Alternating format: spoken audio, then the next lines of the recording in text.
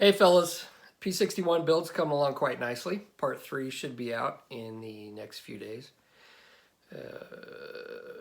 Maybe a little later, I don't know, just depends. But anyway, I thought I'd put a quick video out there, and it's one I've been wanting to do for a while. Just to show you how I tackle my seam lines. And I know a lot of people use putty. I've never been a real big fan of it. I've used it, but it always seems to be hard to rescribe, and it always seems to crumble and just looks like crap after I'm done. So I'll show you how I do it. It's just to jump ahead a little bit. I use CA glue mixed with metallic pigment, and that's worked well for me. So let's take a look at how I do it. Okay, so here's how I typically fill my seam lines or my gaps. I take a Zap-A-Gap. I've got the medium, and then this is the thin. I usually use the thin. And a lot of times I'll mix it with AK metallic pigment. This is gunmetal. Now I've tried other type of pigments, non-metallics, and they don't work. They don't seem to mix with the CA glue. But the metallic does for whatever reason. And what that does is it just gives me, I think it makes the CA a little softer and a little easier to work with, and it also allows me to see where it goes, because if you just use clear, it's a little harder to see. So I've got that mixed up. It's kind of like in a little slurry. Then what I'll do is I've got my glue looper, and I've got a pretty noticeable seam line. So what I'll do is I'll glue it, and I try not to, especially on parts where they have to line up with openings where I have to put other panels, because my gear bay doors are going to have to go here. If I were to use, and I use Tamiya extra thin, if I were to really squish this down and try to get a really super good bond and squish it together, it's going to distort it just enough to where I could have issues when I try to put these doors on. So I try not to squish it too much, especially in areas like that. As you can see here, I've got a little bit of a step. So instead of just coming down, and I could actually sand this down with my sanding stick, and I typically use just something like this. It's got some finer grits on one side and some coarser grits on the other. I could actually sand that down and make it smooth, but I'm going to have a flat area and my doors may not line up. So I try not to remove, remove the least amount of stuff as possible. So I've got a noticeable seam line here, and then this one right here. So I've already sanded it down just a little bit so I can see where I need to put my glue. Now what I'll do is I'll just take this and I'll just start filling. And I'm going to try to stay on this one side. I am going to overlap a little bit, but I do kind of want to raise this left side up. So I'm also going to want to feather it out a little bit. As you can see, even though this is thin CA glue, with that pigment in there, it doesn't run everywhere.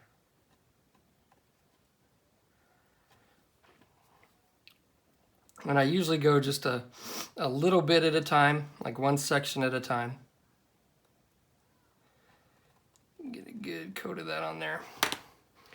Then I will take my kicker, and instead of spraying it, I'll just pull it out and then dab it along here, right along the edge. And then this'll cure it really quick.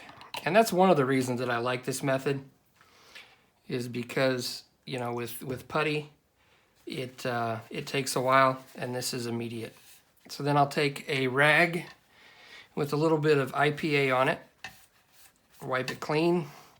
What happens is, though, when you put kicker on it, it's gonna kind of bubble up, and that's not an issue.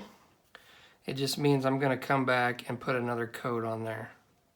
And you may have to do this several times to build it up.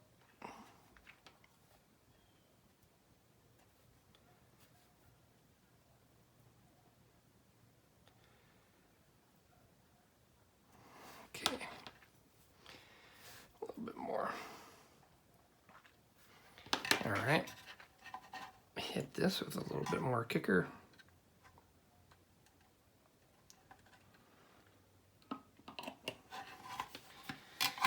Now, one thing that I like to do, you'll see your glue looper will get all goopy. So that's simple. I'm going to try to do this away from all the flammable stuff. But you just hit it with a lighter. It'll burn all that off. I've yet to cause a fire, so hopefully I don't catch my room on fire on video. That would be interesting, wouldn't it? Okay, I'm going to wipe this off. And basically, I just come back with the coarse side, and I'm just smoothing that out.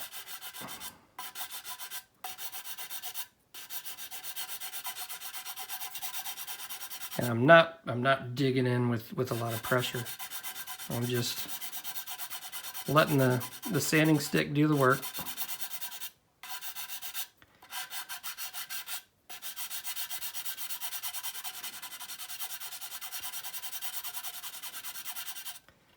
Take my rag with the isopropyl alcohol on it, wipe it, and now I'm going to check just to see where I'm at. I can zoom in here, get a good look at this. Okay, and it's filling that in nicely. For some reason my camera's being fuzzy, but that's how I do it. Now I'm going to keep sanding away until I get it all smooth. So you look and then you feel. I can feel that there's still some bumps, and if you hold it up to the light just right, you'll see a shininess. And that's where, see right there? That's where there's a little bit of a bump.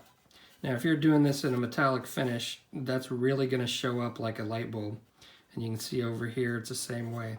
So you got to move it around, and then you just got to keep working at it and knocking that down until you get it to where you want. And you may have to come back with more CA glue and fill in. But this way I'm not losing the shape of this area. Wipe that stuff off. Check it. And I'm going to keep working at that until I get it nice and smooth. I still need to take some down there. And that's how I tackle my seam lines. So here's an issue that I run into occasionally. Hopefully my camera's picking this up. Now I fixed it here. So when I'm doing this, I check with the light, and you can kind of see right here there's a little bit of white. And my CA glue's not getting in there. And once you paint it, especially if you're doing a natural metal finish, you would be able to see that shine through. You can kind of see where my scratch marks are. If you just run your thumb over it, you're not going to feel it. But if you take your fingernail catches on that little bitty seam line right there. And if I just put CA glue on that, it is not going to fill that gap. I'll just keep chasing that little seam over and over. So what I found, and it seems kind of counterintuitive, is I'll take my, find it again. Alright, so I'll take my X-Acto blade. It seems counterintuitive because I'm trying to get rid of the seam line here. And then I'll take, I've got a scribing tool. I've got several of them. I'm just going to come in here and dig that out. And I'm going to make a bigger seam. So basically I'm digging out all those little pieces of plastic and debris out of that.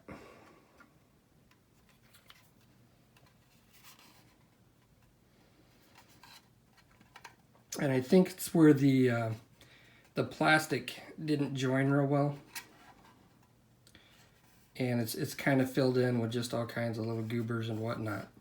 So I'm basically just digging that out.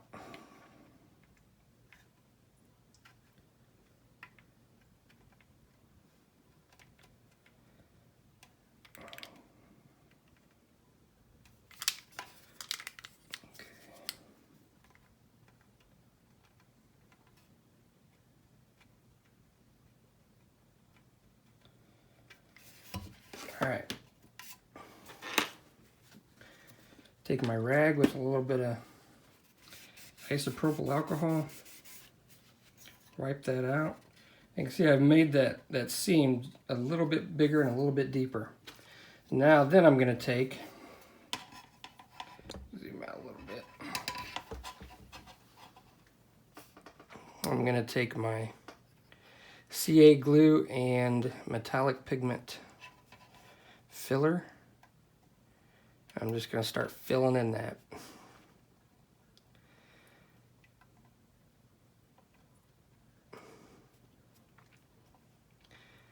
And what this is going to do is allow that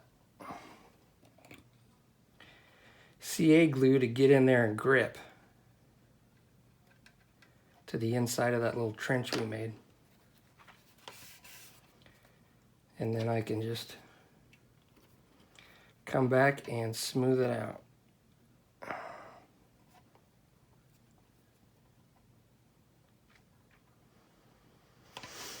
For some reason I hold my breath when I do this. I have no idea why. Okay. Hit it with a little bit more kicker. And this way I am not chasing that seam forever. Because no matter how hard you try, you're not going to fill that in any other way. All right. Let's move this out of the way, this out of the way. Then I'll come back with my sanding stick. I'm just going to lightly sand this out.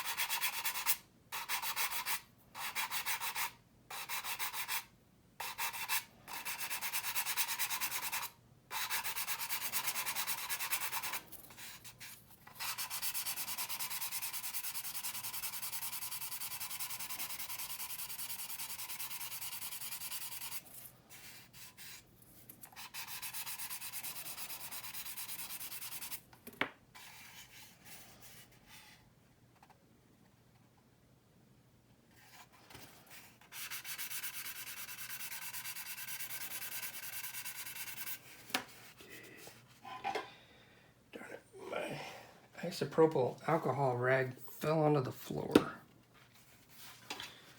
I'm gonna wipe this off. Okay. And it is gone. So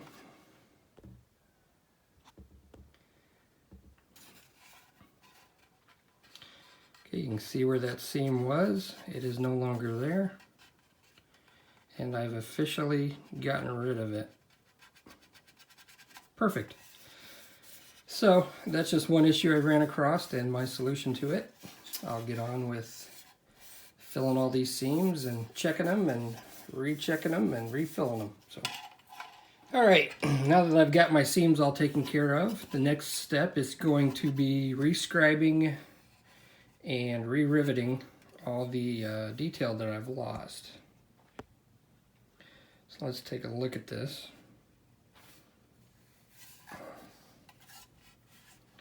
All right, so I've got a panel line right along here. As you can see, it is gone right where it joins in the middle. So I'm going to get my little razor saw if I can find it. Okay, so I'm going to start on one side. I'm going to find the line. And I'm not going to start way down here. I'm just going to start pretty close where I can get it in there. Just going to go up, and I'm doing it very lightly. Then I'm going to switch.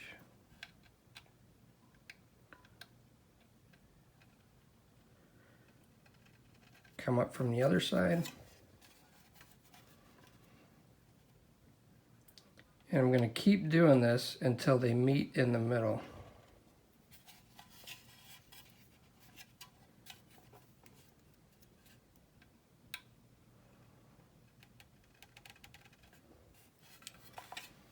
And I'm not pressing hard.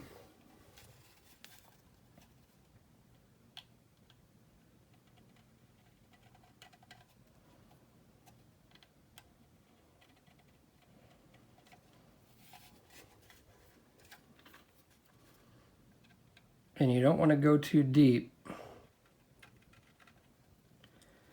And if you can see, these panel lines aren't really deep anyway.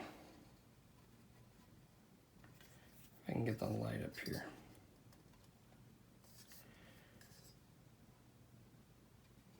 So I don't want the panel line too deep.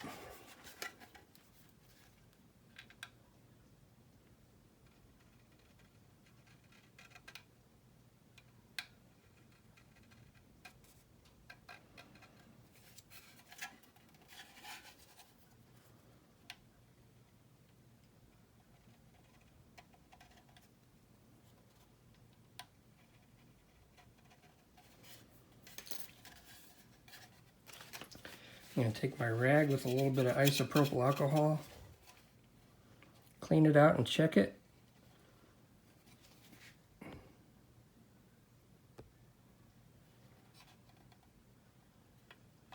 That looks pretty good. Then I'm going to come back with my Rosie the Riveter tool, and I'm going to try to do this on camera. Hopefully this stays. Right. So let's see where if I got any rivet lines across there. Yes, I do. Okay. Now with this, you kind of got to be careful, because if you press too hard, what's going to happen is when you go over this seam, it has a tendency to just push down real deep right where that seam joins. Yikes. So I'm going to come in here. And you got to check. I've got several different sizes. This is a 1.0 millimeter Rosie the Riveter. So if I can do this on camera. And I'm just lightly coming across and joining it. I might have got a little off, but I think that'll work.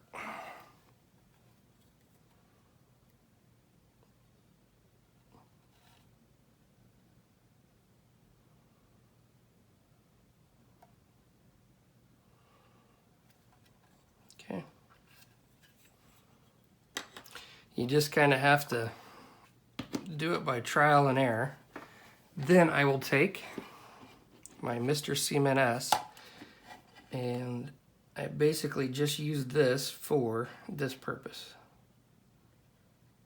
I'll go along and just put a little bit in there. And what that's going to do is that's going to soften that panel line. Because when you dig the panel line in, it's going to leave little ridges, little real tiny ridges that kind of stick up. And then this will soften the plastic and take those ridges out. And when you paint it, hopefully you won't even be able to tell that there was a seam there. So that's how I do my rescribing of my panel lines. So once we get this painted, it should all be good to go.